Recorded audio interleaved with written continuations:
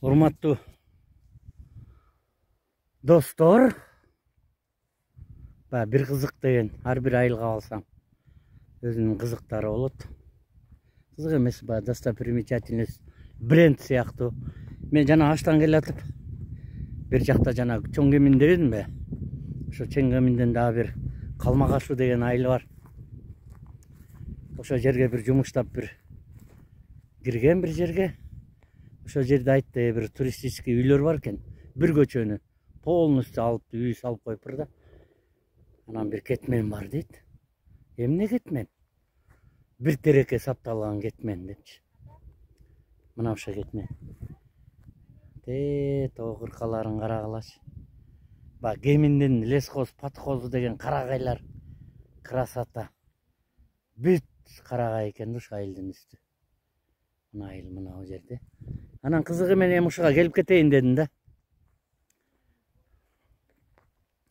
Чын эле бир теректи, чоң эле бир 15-20 метрлик теректи саптап коюптур.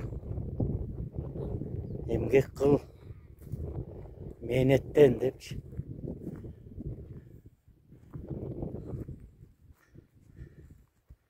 Көрүп атасыңар, мындайынан тартайын, мындайынан тартайын.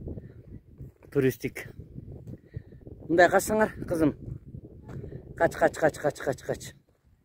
Чын эле чоң экен. Мына. Чоң кишинин бою менен салыштырып көргүлө. Кандай экен. Ушундай. Да. Кемин жери. Кемин эли. Кеминдин маданияты, кеминдин психологиясы дегендей да. Ошондой. Мага жакты. Ошо туристтер келгенде ушуну көрсүн деген окшойт да. Азыр мен да сүрөткө.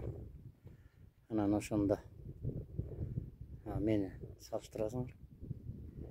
Кетменин жанына чөп дейм. Мындай ажайып. Тоонун башындагылар мага жакты да. Жерлер. Рукотворный кичине эметкен. Обычно бул лесхозду адамдар тиккен 30-40 жыл аталарын эрмектери. Эмгектери да ошо эмгек кылышкан карачы. Бүт эле кеминдин лесхозу деп айтып ачканда кардон депчи. Ошондой достор, мына кетмен